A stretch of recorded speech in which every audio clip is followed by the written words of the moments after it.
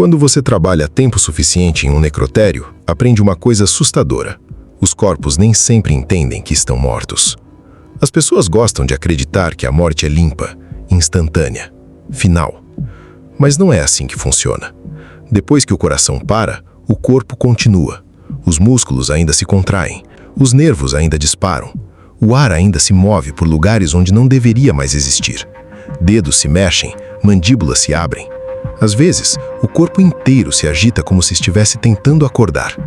A primeira vez que isso aconteceu comigo foi durante meu treinamento. Eu estava examinando o braço de um cadáver quando, do nada, a mão dele se fechou no meu pulso. Eu gritei tão alto que um dos instrutores começou a rir. "Relaxa", ele disse, "ele não vai voltar." Depois de alguns anos trabalhando no necrotério, eu me acostumei.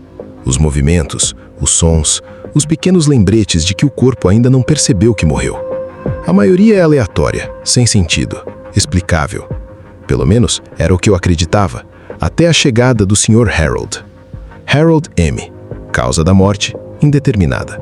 Sem trauma, sem overdose, sem sinais de luta. Ele simplesmente morreu. Minha colega Jenna folheava os documentos enquanto eu preparava o corpo. "Mais um mistério", ela disse.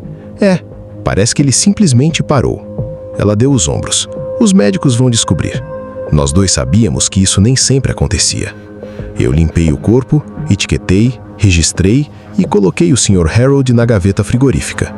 Mas na primeira noite, algo estranho aconteceu. Os dedos dele haviam mudado de posição. Quase nada. Levemente curvados para dentro. Normal. Contrações pós-mortem. Anotei aquilo e continuei trabalhando. Na segunda noite, foi a mandíbula. Ligeiramente aberta. Também normal. Os músculos relaxam, o ar escapa. Ainda fazia sentido. Mas na terceira noite, comecei a prestar atenção. Porque o Sr. Harold não estava apenas se movendo. Ele estava se reposicionando. O braço parecia alguns centímetros mais próximo da borda. Os ombros estavam em outro ângulo. Uma das pernas parecia virada para fora. Pequenas mudanças. Pequenas demais para provar qualquer coisa. Grandes demais para ignorar. "Você já viu um corpo se mover constantemente?" Perguntei para Jenna. Ela nem levantou os olhos dos papéis. "Todos se movem." "Não desse jeito." Ela finalmente me encarou. "Você está trabalhando demais no turno da noite." Talvez ela estivesse certa, mas comecei a verificar a gaveta dele várias vezes durante o expediente, e toda vez alguma coisa estava diferente. Até aquela noite. O necrotério estava silencioso. Silencioso demais. Jenna tinha saído para um intervalo, me deixando sozinho. Eu fazia minhas rondas normalmente quando percebi algo errado.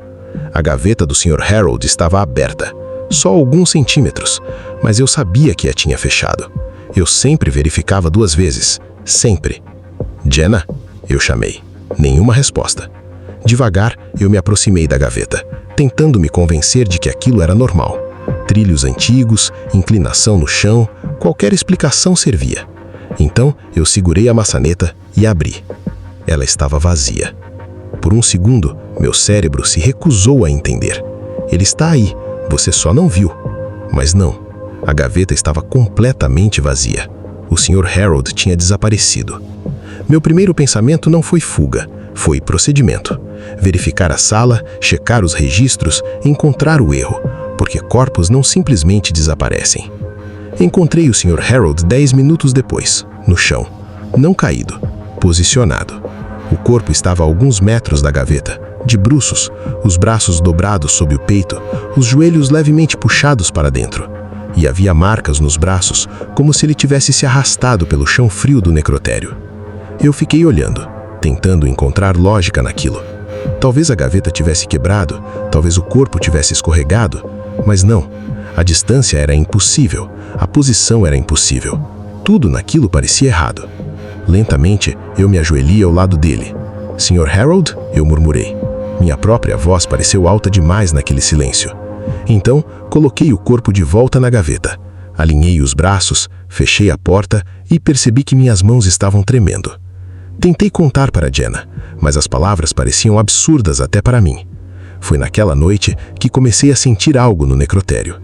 Como se eu estivesse sendo observado, como se alguma coisa tivesse mudado depois que Harold chegou. E às vezes, durante os turnos mais silenciosos da madrugada, eu ainda tenho a sensação de ouvir algo se movendo dentro daquela gaveta.